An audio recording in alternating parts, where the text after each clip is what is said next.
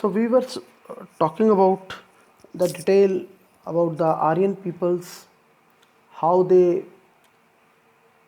come to India, they settle down into in this subcontinent, they start or they settle down in the one place. After some time, they created Mahajanpadas. So all of these type of the concepts dominate them on the other tribal communities. तो यहाँ पर जो महाजनपदास के बारे में अगर मैं थोड़ा बताऊँ, ऋग्वेद के बारे में मैंने आपको बताया, तो उन्होंने 4 वेदों की रचना की. They basically write down the 4 main epics. They give us detail knowledge about the Aryan peoples. तो ये 4 जो एपिक्स थे, ये थे ऋग्वेद था, यजुर्वेद था, सामवेद था और अथर्ववेद था. लेकिन उसका उनमें से जो सबसे प्रमुख है, जो सबसे मेन है, वो सबसे इम्पॉर्टेंट पार्ट प्ले करता है, जिसके बारे में जो सबसे बड़ा भी है, वो ऋग्वेद है. तो तकरीबन उसके 1228 जो उसके सूत्र हैं, the whole Rigveda is divided into the mandalas. तो इन मंडलाज में उसने डिवाइड किया गया पूरा ऋग्वेद, और उसके अंदर उसको एक तरह से उसके जो सूत्र हैं, दे प्रोवाइड अस द सूत्राज. जो इसमें यहाँ पर धर्म सूत्र के बारे में हमने बात की थी, तो धर्म सूत्र के बारे में यही चीज़ उसने बारे में बताया. तो उसके बाद दे एस्टैब्लिश 16 बिग महाजनपदास. हालांकि उसके बारे में जिक्र जो है ऋग्वेद में उसके बारे में है.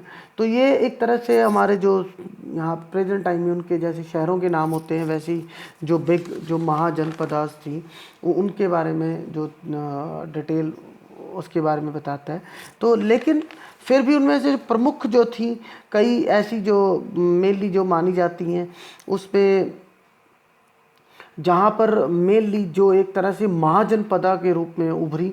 और अगर मैं बात करता हूँ कुरु, पंचाल, वज्जी, वैशाली, तो ये सभी जो थी एक बिग जो थी एक महाजनपदास थी. इनका एक इम्पॉर्टेंस जो है बाकी सबसे जो है अलग है. और इसमें ये चीज़ एक बात मानने की ये भी है कि इन जो है वज्जी है, मैं मगध की बात करता हूँ. Magadha was very important on that time. It was present in the present time Bihar, Madhya Pradesh के पास जो है लोकेशन, बिहार की जो लोकेशन है उसके पास. और कौशल, कुरु की बारे में बात करते हैं. We just talk about the Mahabharata. So whole that war was come under the कुरु.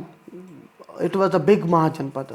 तो कुरु पूरा जो था वंश था, उसमें जब दोनों का युद्ध हुआ, कौरवों और पांडवों का, अकॉर्डिंग टू द महाभारत, तो उसमें कुरु वंश का विनाश हुआ. तो ये कुरु वंश वही महाजनपद थी जो उस टाइम में सबसे इम्पॉर्टेंट मानी जाती है. पंचाल थी, कौशल थी, वज्जी थी, मगध थी. तो ये इस तरीके से they basically act as that time as a macro cities, big cities.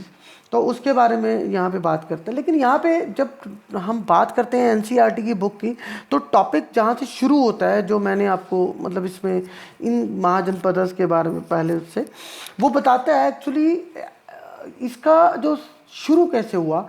इसकी जो मेनली जो शुरू होती है वो ईस्ट इंडिया के कंपनी का एक अधिकारी था. He was the basically officer of the treasury of the mint. Mint होता है जहाँ पे वो सिक्कों को गढ़ा जाता है, सिक्के बनाए जाते हैं. तो उस टाइम ईस्ट इंडिया कंपनी के जो हमारी जो करेंसी छपती थी, वो उसमें एक बहुत बड़ा एक ऑफिसर था, उसका नाम था जेम्स प्रिंसेस.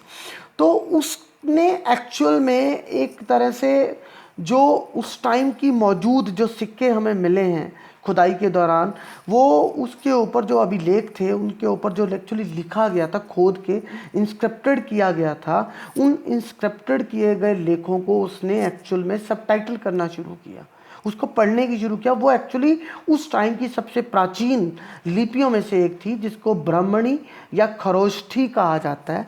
और उस खरोष्ठी और ब्रह्मी को उसने कन्वर्ट किया और उसके बाद उसके कुछ मतलब निकाले, जिससे एक्चुअल में काफ़ी हद तक उसकी चीज़ की जो है नॉलेज पता लगती है। उस अभी लोगों उसमें जो एक्चुअली इंस्क्रिप्शंस थी उसमें उसने बताया कि ज़्यादातर सिक्कों के ऊपर उस टाइम एक पियदसी नाम से उसका जो बार बार उसका वर्णन आता है, पियदसी।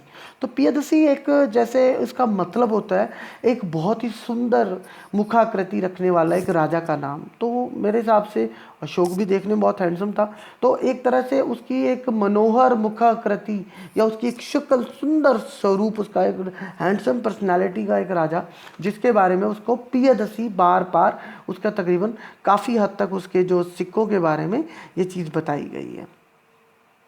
लेकिन एक चीज़ फिर भी मान के चलनी पड़ेगी कि ये जो महाजनपद थे ये डिफरेंट डिफरेंट पार्ट्स में एक ही समय में डेवलप नहीं हुए, ये टाइम टू टाइम डेवलप हुए। ये कैसे डेवलप हुए, ये हमें उस टाइम की मौजूद पॉलिटिकल कंडीशंस के थ्रू हम वहाँ की सोशल और रिलीजन कंडीशन के बारे में डिटेल में बताता है। So next we talk about the factor responsible of the rise of Magadha. तो मगध जो था एक बहुत जो है एक शक्तिशाली जो है मगध के बारे में बताया गया कि जो उस टाइम का सबसे बड़ा जो एक बहुत बड़ा महाजनपद था। तो between 16 and 4th century BC Magad became the most powerful महाजनपद, power and ambitious ruler like Bimbisara, Ajatashatru, ये दोनों जो थे, और उसके बाद महापद्मनंदा। यहाँ पे मैं बात करता हूँ नंद डायनेस्टी के बारे में, जिससे पहले मौर्य डायनेस्टी आई। तो मौर्य डायनेस्टी से पहले, मौर्य एम्पायर से पहले नंद डायनेस्टी थी। ये नंद डायनेस्टी ने से उसका जो मेन था, उसका जो नंद डायनेस्टी था, उसके बाद परमनंद आया, परमनंद के बाद धनानंद आया, धनानंद के बाद उसको हराया गया चंद्रगुप्त विक्रमादित्य के थ्रू। तो after the Nandas the Maurya empire come in the front of the into the Magda, and it established with the help of Chandragupta Maurya, with the help of their prime minister. He was called Chanakya. Chanakya जिसकी मदद के through उसने ये सारा detail किया। अभी ये जो अगर हम बात करते हैं तो ये इसमें पिछली स्टोरीज में 6, 7 में इसको क्लियर किया गया, 6 में स्पेशली इसमें एंशिएंट हिस्ट्री है।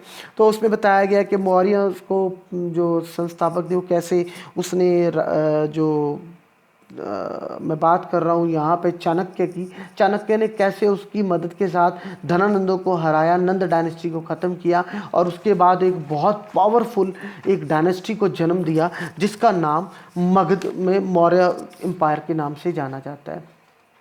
काफ़ी शक्तिशाली महाजनपद थी, जो इसमें जो है प्रेजेंटली जो है एक वो हम कह सकते हैं एक वर्तमान टाइम में वो एक पटना में है अभी।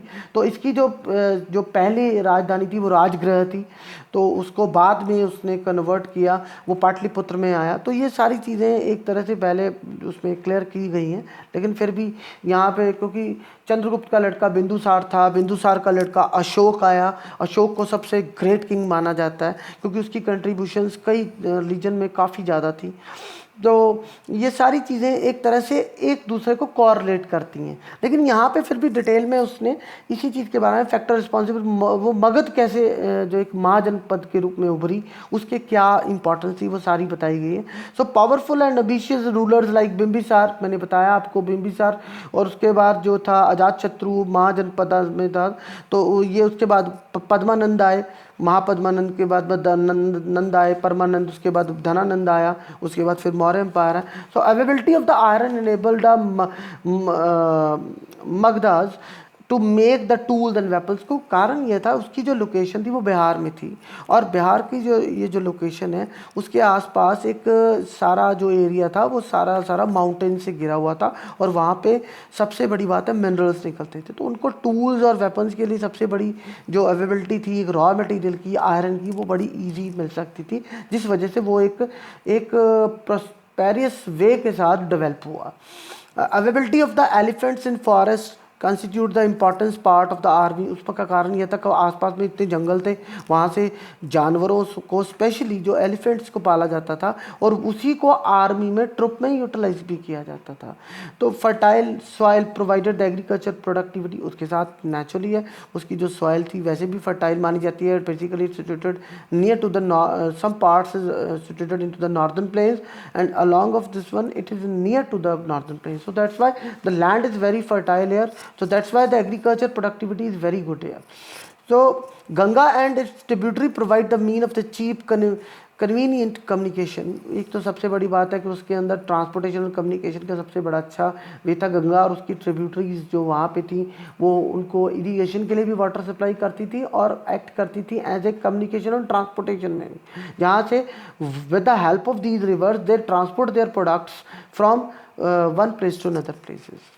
लोकेशन ऑफ द पाटलिपुत्र, मैंने आपको बताया कि शुरू में तो राजगृह को अपनी जो राजधानी बनाया गया था, लेकिन बाद में उसको पाटलिपुत्र को बना लिया गया, जिसको जो प्रेजेंट टाइम पटना का जो मैं अभी नाम आपको लिया था वो प्राचीन सबसे शक्तिशाली मानी जाती है उस टाइम।